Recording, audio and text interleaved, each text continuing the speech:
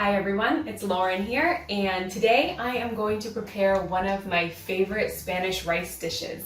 And it's not paella, it does have some seafood in it, and it's called Arroz Caldoso.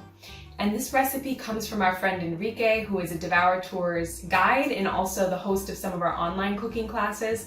And he has a really simple Arroz Caldoso recipe that I'm going to share with you. It comes from our cookbook, Feasts from the Devour Tours Kitchen, and it's really delicious and actually really easy and quick to make. So first, let's go through the ingredients. You'll see I have them all laid out in front of me, and there aren't that many. So of course, the base of any Spanish rice dish is really the stock that you use to cook it, especially these soupy caldoso rices. These are rices that aren't dry and where you see the paella and everything's kind of perfectly showing up. These are dishes that look more like a soupy risotto or a rice soup. And so you really taste the quality of the stock. So today I am putting a little bit of a spin on Enrique's recipe, which calls for only fish stock, and I'm using half fish stock, really good quality, delicious fish stock made with monkfish, different vegetables and aromatics, and I'm actually boiling some prawn heads because I am going to add actually some shrimp to the recipe, and so they're boiling here and making a little bit of a shrimp stock. So I will combine the two in this rice dish. Next, we have our vegetables, and really all you have here are diced onion and diced green pepper. So super simple. We have our rice, which of course is super important for any Spanish dish. I've used arroz bomba, which is a round grain rice that has a great capacity to absorb liquids, so it takes on a ton of flavor before breaking down. If you can't find bomba rice, any round grain rice will do to make this dish. You can even use arborio, which is often available. It will be a little bit different than if you were eating this here in Spain, but it will still be delicious. And then Enrique leaves it open and up to you. You can just do a simple arroz caldoso that has no actual seafood in it, just the flavor from the stock.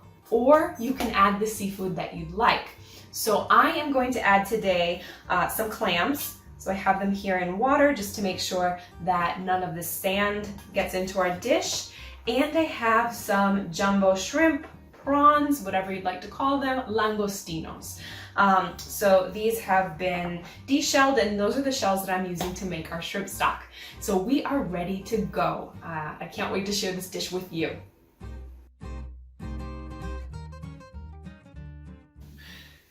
Okay, step one, we're going to start by sauteing the onion and the green pepper in olive oil. So I have a heavy cast iron skillet filled with some olive oil. You can use a clay pot, as Enrique recommends, if you have one and if it works on your stove. Mine doesn't, so instead I have my cast iron, my trusty cast iron, and I'm going to add the diced onion and our green pepper. And this we're going to just saute for about 10 minutes on, I'd say, a medium-high heat, and just until the onion starts to brown and everything's nice and soft. Don't stir too much because we want to get some of that caramel flavor on the vegetables that will give the rest of the rice dish an amazing taste.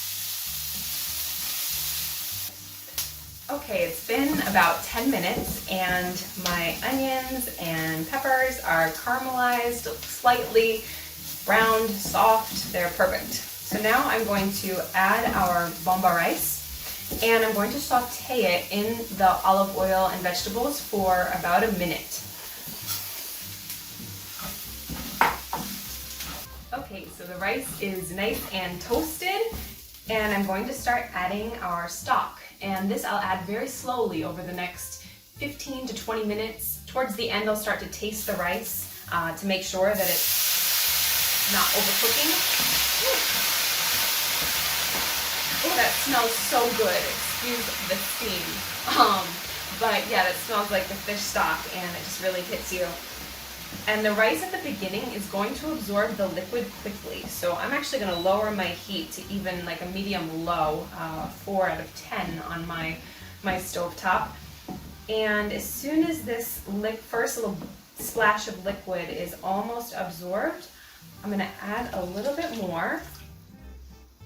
And over the course of the next 15-20 minutes, I'm going to try to add all 2 liters of stock. However, you do really want to taste it towards the end, because the worst thing would be to have a completely overcooked rice, or actually it might be worse to have an undercooked, crunchy, starchy rice in there. So you want to make sure to get it right, but that's really easy to do because you can just taste. So yeah, I'm going to be here for about 15 minutes, adding stock, stirring, maybe listening to some music, and I'll see you in 15 minutes.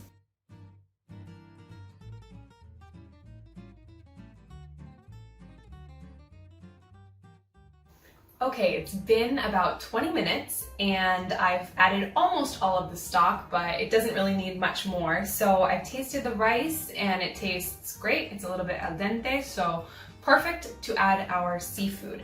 Now, in Enrique's recipe, you'll see that he actually recommends making the seafood on the side and adding it for decoration. You can do that, and you can ensure that way that your seafood's actually cooked perfectly and that you don't have any extra bits from the seafood that have, fallen off, any sand or anything like that in your final dish. But I'm more classic, traditional, and I'm just going to add the seafood to our rice dish. So here I'm going to add in my shrimp that I used to make the stock earlier, and we'll put those into this rice. I've put about, thinking this is for 4 people, I've put 2 shrimp per person. Okay, so that's all set. And then I'm just going to empty the water from these clams. And I'm going to add the clams in as well. Just kind of drop them in there. They need to be covered so they'll open up. My cast iron is getting very full. I might need to get a bigger one for future rices. But it's looking good, it's smelling good, and I think a little bit more of this liquid will evaporate before we are finished. Okay, we're gonna cover up the rice just so that the clams open up and the shrimp cook fully through, and then I'll uncover, make sure enough of the liquid has evaporated, taste one more time, adjust for salt, and it will be ready to serve. So how and when do we eat Arroz Caldoso here in Spain? Well, we usually eat it for lunch. A lot of people don't realize that rice in Spain is not usually what we would choose to have for dinner. And in fact, in many households, it's kind of prohibited. If you were to eat rice for dinner, it would be something that people would think like, ooh, that's very strange, a strange thing to eat for dinner. So yeah, we are here, it's a Sunday. We're gonna have a Sunday feast of some Arroz Caldoso, a few other tapas, some just plain clams, some salad, and a nice glass of white wine to accompany. Why not? It's Sunday after all. And we're going to enjoy this dish today with my family. So I will be back to show you the final result, but we are almost there. And there you go. We have a beautiful Arroz Caldoso. You can see that the clams have opened, the shrimp are beautiful and pink, and I just need a cloth, and I'll show you. Oh, this weighs a ton. So this is ready to eat. This is ready for our feast. I hope that you will be able to make this recipe at home and enjoy it with your family during the holiday season. This goes perfectly with any Spanish wine, especially one of our white wines, or a nice cold sherry. So that's what I'll be enjoying it with today. And if you have any questions about this recipe, please feel free to comment or ask us, send us an email. If you make this recipe, tag Devour Cooks on social media. We would love to see your results. And bon appetit, buen provecho.